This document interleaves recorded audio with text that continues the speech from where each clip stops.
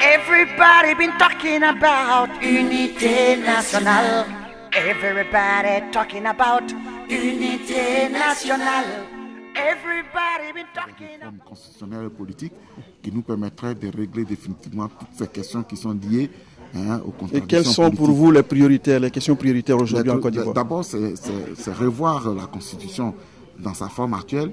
Les partis qui sont les plus conflictuels, les partis qui ne nous permettent pas d'évoluer politiquement et démocratiquement, parce qu'aujourd'hui, une élection à un tour pour les parlementaires ou les maires donne la possibilité à une élection tribale et à la domination des partis qui sont implantés dans des tribus.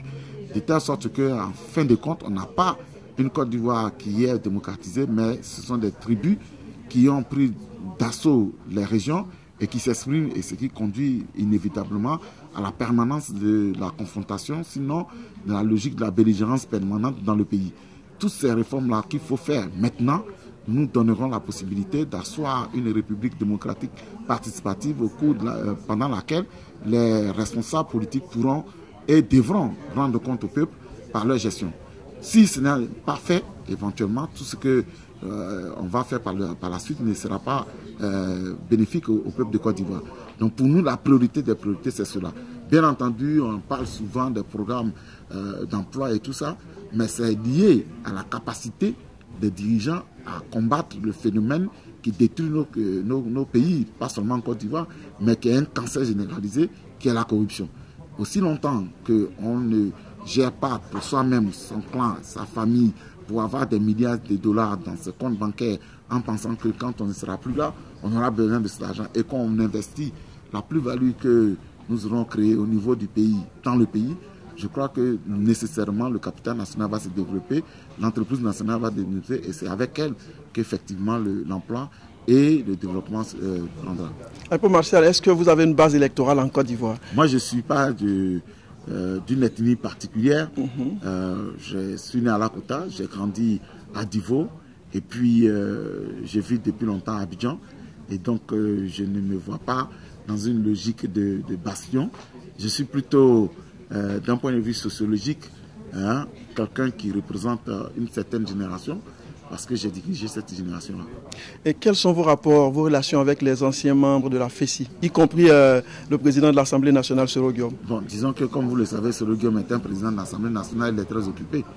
Donc moi je suis enseignant à l'université. Dans le cadre de notre amicale des anciens, on se retrouve souvent avec les autres, mais je ne l'ai pas encore vu participer effectivement parce qu'il est quand même une personnalité de ce pays, sinon le numéro 2. Vous comprenez qu'il n'a pas assez de temps à nous consacrer, nous autres. Et donc, que pensez-vous de la politique de Ouattara?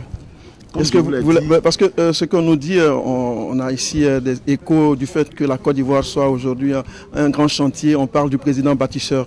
Et de ce point de vue, qu'est-ce que vous dites? Moi, je n'ai pas remis en cause le fait que le président refait les routes, construit des ponts. Je dis même que c'est très bien. Parce que pour les usagers de la route, c'est vraiment intéressant d'avoir une voiture qui ne tombe pas dans les nids des poules. Ça, c'est le côté positif. Mais un pays ne se limite pas à la construction des routes. Un pays, c'est d'abord une population qu'on doit gérer. C'est une unité nationale qu'on doit faire avancer. Et de ce point de vue, au niveau de... On va parler un peu, parce que vous êtes de la CNC, et le travail qui a été fait par Bani, est-ce que vous trouvez qu'il a été empêché? Est-ce qu'il y a eu des problèmes? Bani n'a pas pu travailler les mains libres pour la réconciliation? Je ne vais pas parler à la place de Bani, mais ce que je sais, c'est que les auditions des victimes, qui devraient être un moment de catharsis pour la nation, ont été bloquées par la RTI. Par la RTI? Oui. De telle sorte que jusqu'aujourd'hui, les Ivoiriens n'ont pas les images de ce qu'ils ont pu faire de leur pays. Et ça, c'est extrêmement grave. Et vous avez les preuves de ce que vous dites que c'est... Oui, parce que nous sommes en Côte d'Ivoire, on n'a pas vu les films. Les films ont été faits, les auditions ont été faites. Mais ça n'a pas été passé à la télévision nationale. Tout comme aucun opposant, en tout cas celui qui ne dit pas que Ouattara est joli, n'a pu faire une émission à la télévision depuis que Ouattara est arrivé au pouvoir. Donc vous voulez dire que les médias d'État à ce jour en Côte d'Ivoire sont seulement aux mains, en fait, ne passent que ceux qui sont avec le pouvoir? Bon, moi je veux avoir les statistiques de l'État qui le prouvent, qui prouvent le contraire.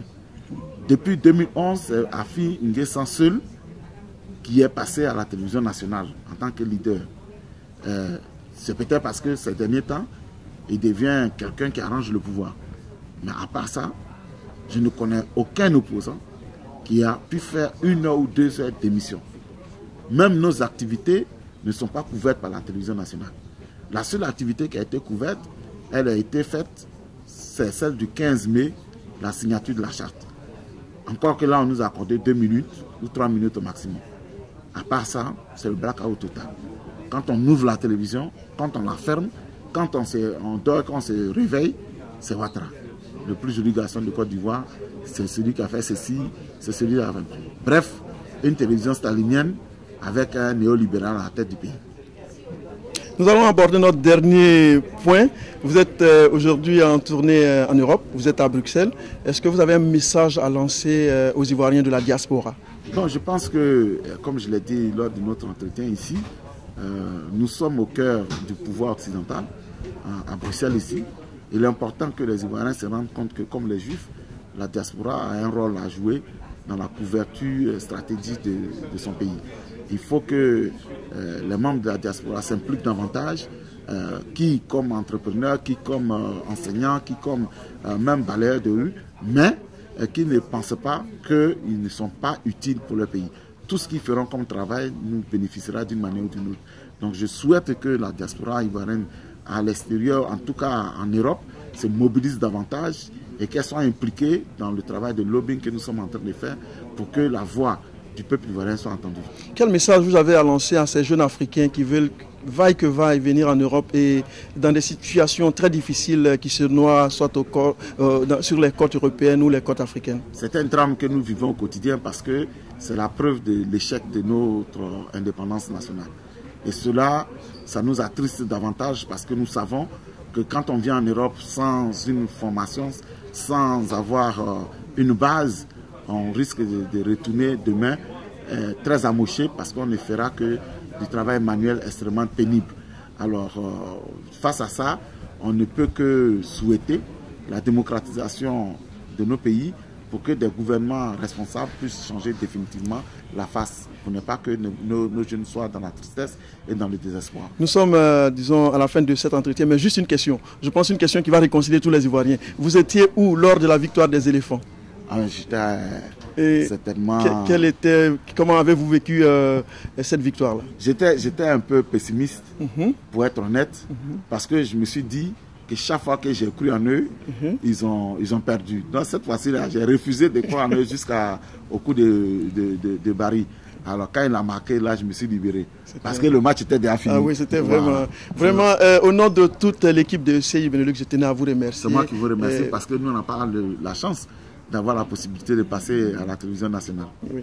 Ben, vraiment, merci et transmettez nos amitiés, notre fraternité à tout le peuple ivoirien. Merci et à très prochainement. Merci beaucoup. Oui. Everybody been talking about unité nationale. Everybody talking about unité nationale. Everybody been talking about unité nationale.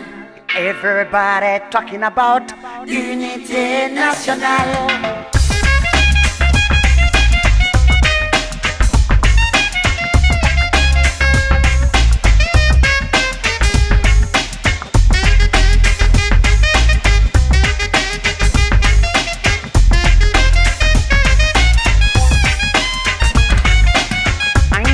Fasochen Angana nyongo kele Angana nyongo yaraki Angana bana barle buku Anyeke yere woro Yere woro Yere woro Anyeke yere woro Yere woro Yere woro